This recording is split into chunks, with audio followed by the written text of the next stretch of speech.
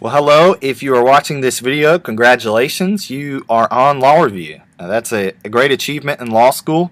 And one of the things that we do on Law Review, not only do we write a student article, but our main work function, aside from writing that article, is to do cite checks and tech edits.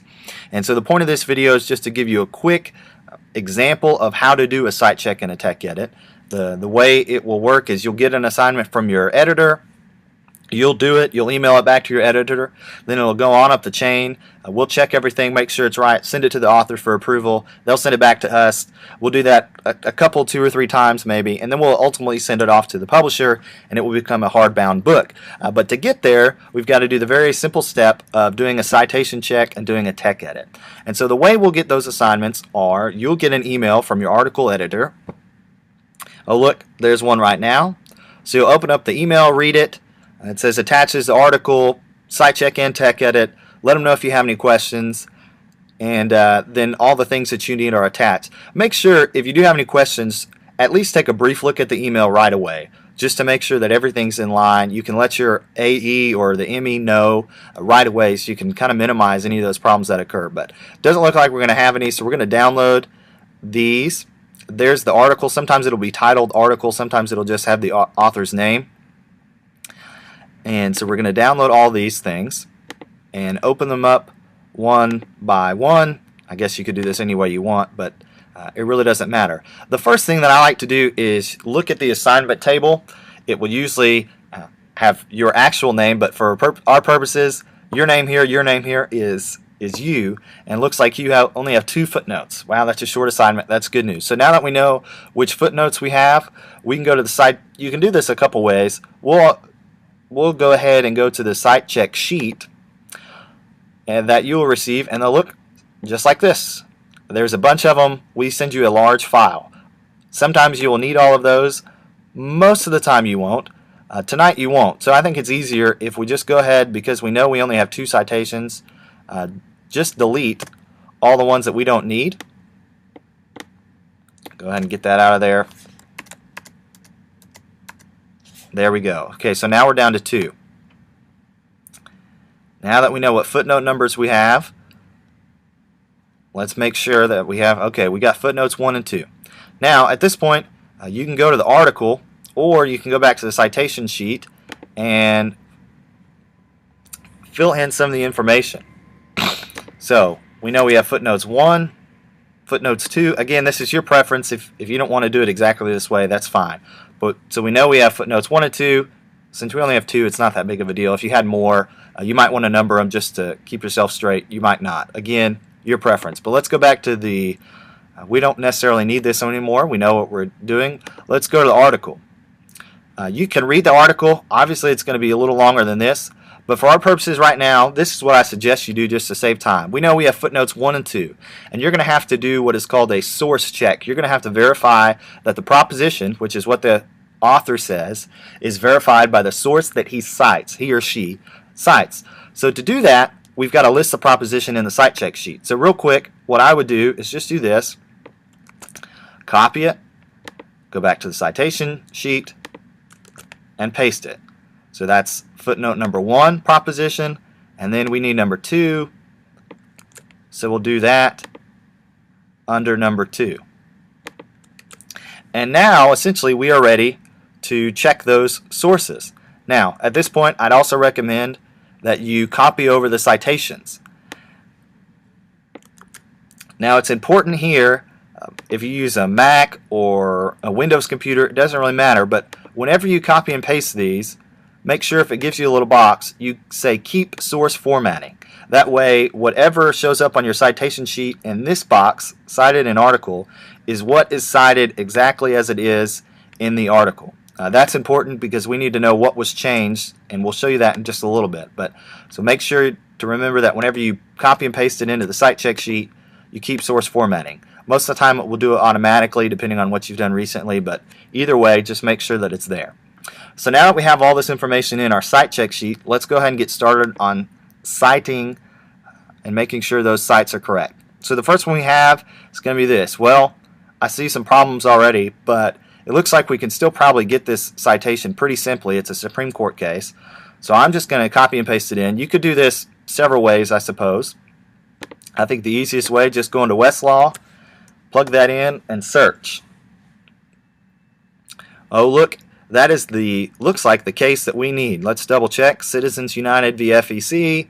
Yep, that's it. Okay, so now you found your source. You'll do it different ways for different types of sources, but for cases, you'll do it this way. If available, click on the original image of the PDF. Most of the time, the cases that are going to be cited are going to be in PDF form. I'll show you why the PDF is important in just one second. But to find the source, you'll click on this original image.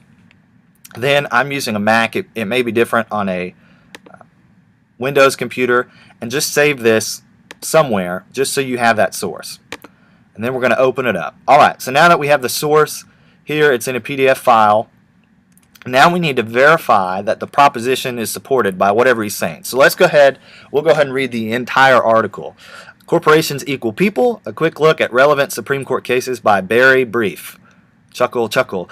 This article will take a look at Supreme Court case law that discusses the ability of corporations to seek protections under the Constitution. Under a recently decided case, corporations, like people, were determined to be entitled to protection under the First Amendment by the United States Supreme Court.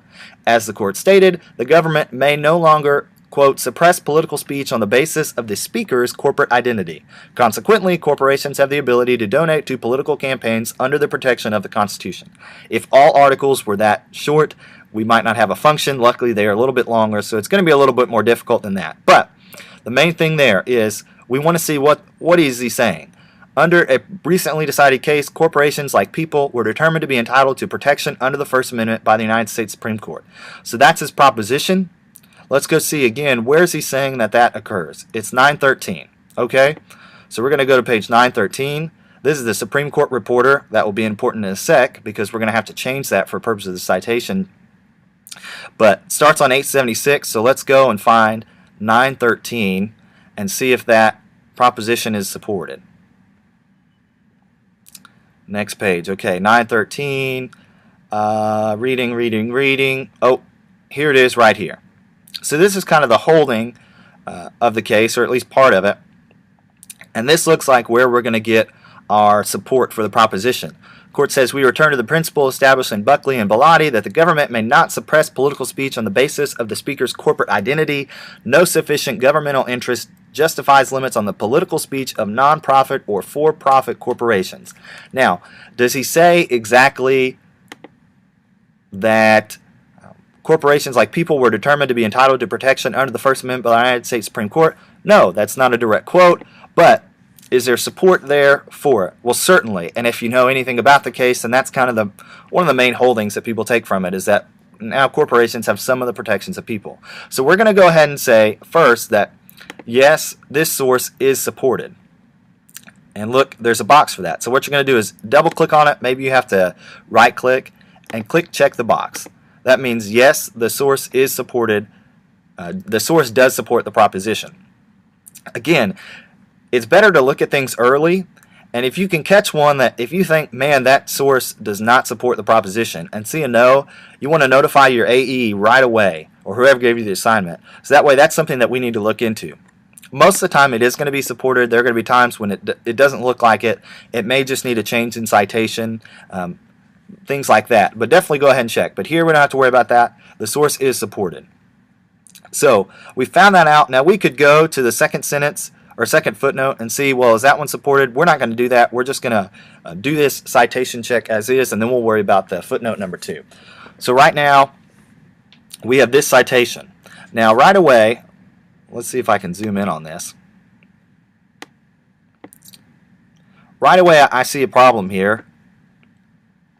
Where is it cited? Which reporter? To the Supreme Court reporter. Well, I think there's a Blue Book rule on that, and in fact there is a Blue Book rule on that. T1. Blue Book T1.1 says, for a Supreme Court, cite to U.S. if they're in, otherwise cite to Supreme Court, limited edition, all these other things. But is it located in the United States reporter? Well, yes it is. Now, if you remember, what this original document pulled up is in fact the Supreme Court reporter. Westlaw does not publish the U.S. reports. There are other websites. Justia.com actually publishes the U.S. reports. You can go do that. But you don't have to do that for our purposes. You just have to be able to do math and pay attention. So you see that it's listed like this. But we also know that there are parallel citations. So it will give you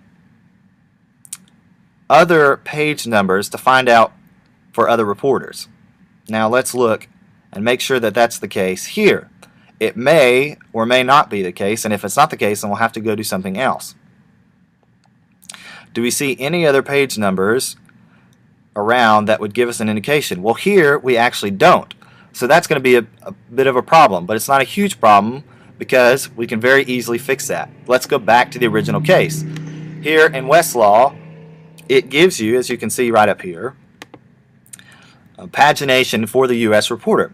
So we know that we are on page 913 in the Supreme Court Reporter. So let's go down that way, find page 913.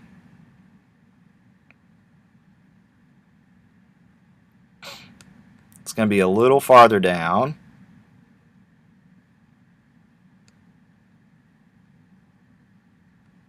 And a little farther. Alright, so there's 914. So we know we're dealing in here. Oh, look. Okay, there's the paragraph that we need. And we see 913 would be what was in the Supreme Court Reporter. But we need the U.S. So that says 310. Most of the time, there's only a couple different pagination styles. A couple different reporters are listed here in Westlaw. If there are more than two, then it might get confusing. But for the most part, this is pretty simple. We know in the U.S. reports, this is going to be the page. So let's just kind of keep that in mind. But we're going to have to change that in citation. So what we're going to do, we'll minimize that for a second or get away from it, is we're going to copy and paste this citation into here, the correct citation. And we're going to delete this because this is the wrong reporter and we need to cite to the correct one. So let's plug in the correct reporter information.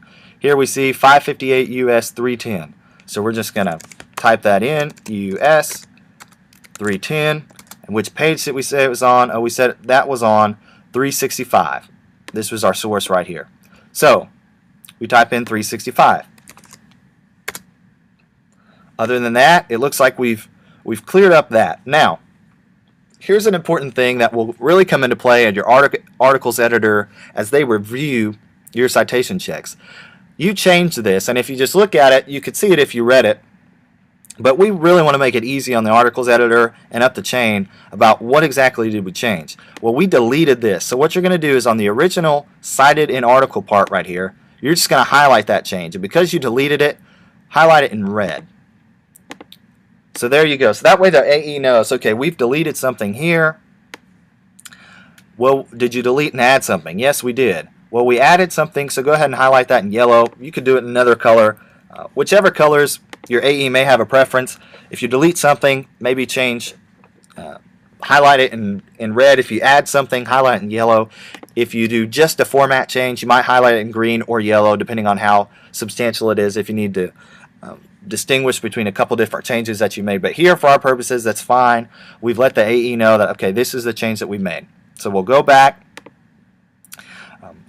to where we were on our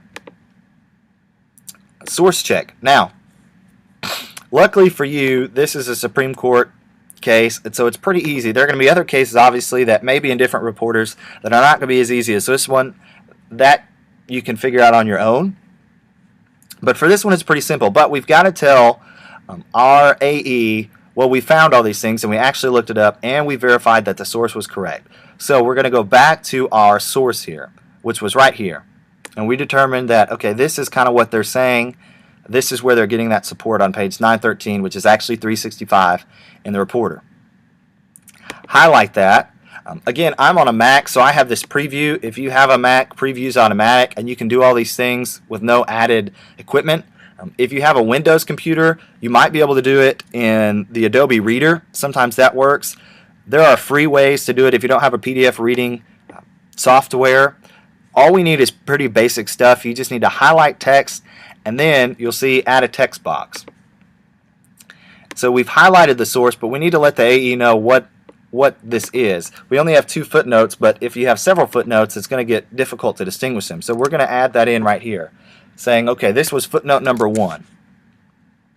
And because this is the first one, you might even also add, this is Elkins, your name, sources, 1 through 2. So that way they know whenever you give them a big document, they'll be able to see what the first page is.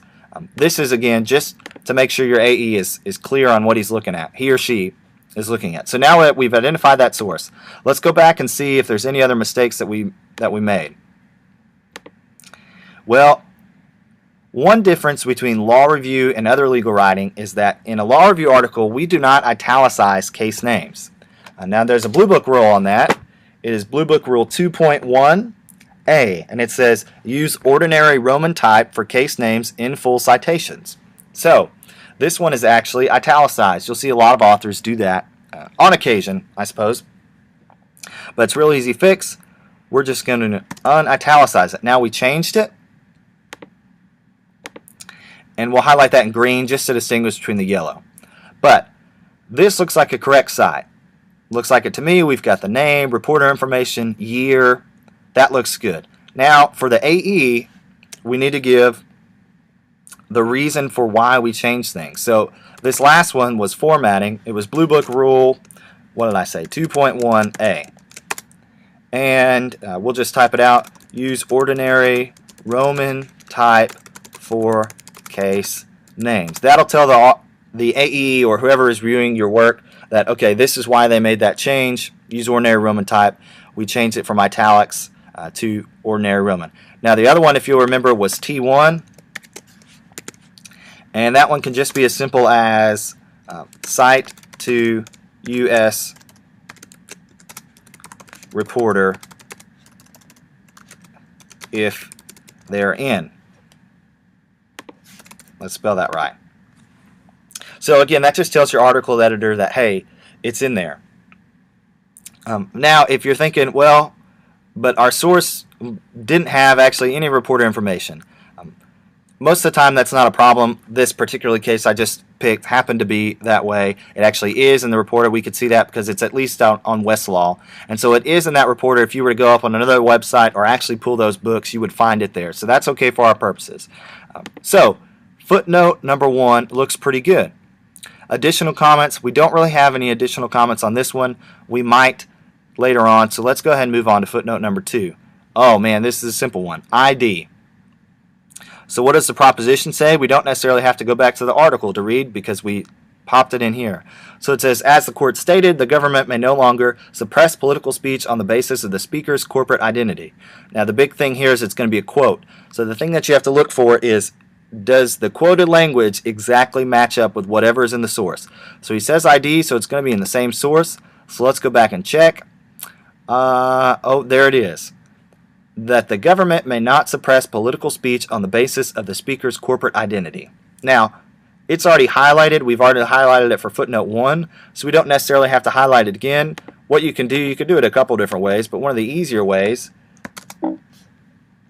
I say one of the easier ways, well, maybe we'll just add another text box here. Footnote 2. So that way your AE knows that footnote 1 and footnote number 2 are both in that highlighted paragraph right there. Now, real quick, I'll show you how to save this source. It may seem like a small thing, but your AEs are going to get a lot of documents, and so we need to save them a certain way. File name, that is. So the way that you save a file name is you will tell what the assignment is. So it will be a cite check. So for cite check, you use CC. Here, because this is actually our sources, go ahead and put sources to begin with so that the articles editor knows, okay, this isn't the actual assignment, these are just the sources. Then you're going to put the author of the article. If you remember, the author of our article was Barry Brief, so we'll just put his last name, CC, cite check for Brief, and then you'll put your last name, which is, and first initial if you want, just so that way we know who you are. And then you put what footnotes you had. You had footnotes 1 through 2. and then you'll just save that wherever you need. I'm going to save it to my desktop so I know where that is. But that's how you'll save your documents, just so it makes it easier on the AE. Whenever we have a bunch of them in a folder, we can figure out which one we need to go to very quickly. So that one's saved. We're good there. Let's go check before we do that, or after we do that, is this source cited correctly? Well, ID. Was that in the same footnote? Yes, it was. Or was that citing to the same material as previously cited? Yes, it was. So is this ID correct? Well, let's check. Remember, if it's ID, you italicize the dot. It's italicized, so that one's going to be correct. So what you'll do here is, instead of doing this like we did previously, if you did that and didn't highlight anything, although that shows us technically that, oh, okay, it's the same thing. When I look at it, I'll say, well, they changed something, but they forgot to highlight something. So what did they change? So instead, if it's correct here, just type in correct as is. That way I know it's cited. Remember, we also already checked the source. So go ahead and check that box. Correct as is. We don't need to cite any Blue Book rules. We don't need to do that. Additional comments, again, we don't have anything. So now your cite check for this assignment is finished. So what you're going to do is you'll save it. Remember, CC, the author name, which is brief, your name, and the footnotes you had, which was 1 through 2. Go ahead and save them. Just like that. So your cite check sheets at this point are done. Go ahead and leave that open. There might be something that you want to add again. So the next thing that we have to do is a technical edit. Now, technical edit is where we look at the text of the document and make substantive edits. So here, this is a short article, if you want to call it an article, paragraph, I guess, and so it'll be very quick. But what you'll do is you can either use this article that you've been sent. We've got a copy of it, so don't worry about changing it. Or you can, if you really want to be careful, copy and paste it into a new document. That way you know what's going on. And turn on track changes mode. Now, there are some special formatting things that we're going to use for track changes. I'm not going to go into them here. Those will be in an email. It's just simple ways that you go in and mark what is going on in track changes, so that way we know what you've changed. But here we don't necessarily need that. It's nothing big. For technical edits, the way that you know which text you are tech editing, that you're reviewing, is you're going to tech edit the corresponding footnote text. So remember, you had footnotes 1 and 2. So here we're going to have to tech edit as well as cite check, which we already did, footnotes 1 and 2. But if you look, well, we've got a sentence here that's hanging out, and we've also got another sentence. So whenever you do a tech edit, you begin at the end of the last person's footnote. Now here, it's at the beginning of the article. So if you have the first one, you're going to start at the very beginning. Often the first few sentences aren't cited in an article just because they're kind of intro material. So if you've got the very first assignment out of the box, you need to make sure that you've got all this text tech edited appropriately. So here, for our tech edit, we've got footnotes 1 and 2, that, and then everything before then, going back to the last footnote here, because there's no previous footnote, we'll just start at the beginning of the article. I guess it's easier to explain it this way. Whoever has 3, remember that person was not your name, someone else, they would start, if this was not cited, and they had another sentence out here that was actually footnote number 3, they would start here. So at the end of the last person's footnote. If that makes sense. It becomes self-explanatory whenever you get into it. But here we've just got a tech edit footnotes 1 and 2. So let's look at this. Well, Microsoft Word is kind of helping us out a little bit. The first thing that comes off the bat, well, they helped us out a lot. When you're tech editing, we definitely want to defer to the author, and we'll explain more about that. But we're really trying to catch things that are black and white, incorrect, according to the Red Book. For law review, we use Red Book. So we're looking for things that are grammatically incorrect. So here we'll go ahead and take a look. Under a recently decided case, corporations like people were determined to be entitled to protection under the First Amendment by the United States Supreme Court. Now, one of the first things that jumps out at me, and that jumped out of Microsoft Word, is this right here, recently decided. Well, that's actually a phrasal adjective. And if you recall, or maybe you don't, a phrasal adjective, if they end in ly, you don't have to put a hyphen there. But you've got to cite a rule for that. So actually there is one, Red Book Rule 1.57D says do not hyphenate a phrasal adjective that begins with an ly adverb unless the phrase is longer than 2 words. Well, that's the case here. So what we're going to do is this. We're going to change it and put a space there. Now we can see that all this was deleted. You deleted a hyphen. But we need to make sure we let our AE know why we changed it. That'll also be important for the author to know.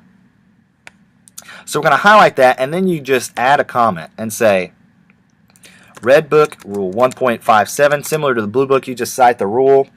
Do not hyphenate a phrasal adjective that begins with an ly. So now we've cited that. And that's a bright line rule.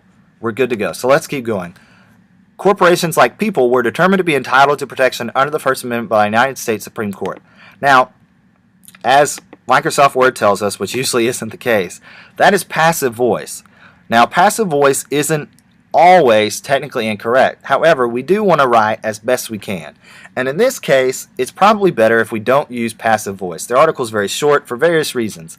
But because that's not ultimately our call to make, that will be the author's, we're going to at least suggest that. And so the way you suggest something is you're going to highlight this entire sentence, or at least the part of the sentence that you're editing. Here, because it's kind of the whole sentence, we're going to highlight the entire sentence and add a comment.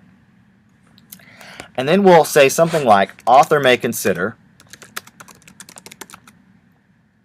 because we want to show deference to the author, we want to be very respectful, so we'll say, author may consider revising the sentence to eliminate the use of passive voice.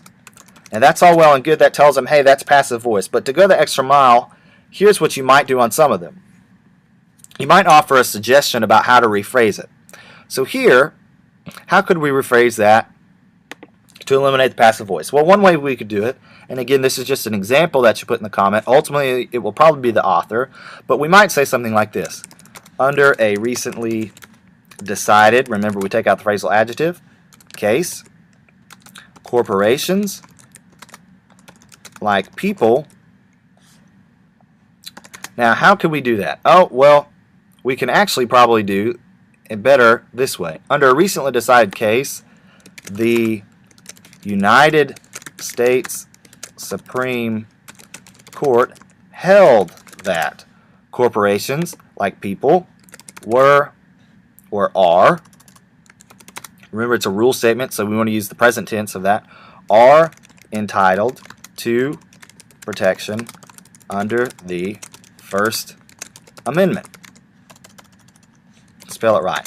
So that lets the author know, hey, there's passive voice here. We've recognized it. It's not necessarily incorrect, but we may want to change it. And then we've given them suggestions. So under a recently decided case, the United States Supreme Court held that corporations, like people, are entitled to protection under the First Amendment. That may or may not be a better way to phrase that sentence. If the author chooses not to, he likes the way it is, that's fine. But it may not be fine here. It might be fine. But we've at least made the suggestion, and we've given him an example of, hey, here's a way that we can do it. So that's good. Let's keep going for footnote 2. As the court stated, the government may no longer suppress political speech on the basis of the speaker's corporate identity. Remember, we've already checked that site. That language said exactly that. That looks good. So we don't need to do anything else here. That is fine. Remember, this is not yours to tech edit. Now, if you wanted to maybe mention something here, you see something in this sentence, and you want to mark that for the next person, go ahead and do that. And you could do that by just adding another comment and maybe adding an asterisk or something saying, hey, this isn't mine, but I just caught this. Let's make sure we catch that. That's perfect. Any help you can give to the next editors is awesome. But here we're done with our tech edit. So we're going to save that document. Again, what kind of assignment is it? The author's name, your name, which footnotes you had, and go ahead and save that again to the desktop. So at this point, we are done with our tech edit and our site check, and we've checked our propositions and made sure that the sources support them. So we're going to go ahead and turn this assignment back in. We've already got it open, so we'll just click reply. Here is my example assignment, and then you just go ahead and attach those documents and send it right back. So that is how you do a citation check, a tech edit, and check the propositions. If you have any questions, feel free to email us. You're going to be getting one of these assignments that is due at training, and so hopefully this will help you out going and knowing how to fill out these things while you're doing it. Again, if you have questions, go ahead and let us know, and we'll help you out. Thanks.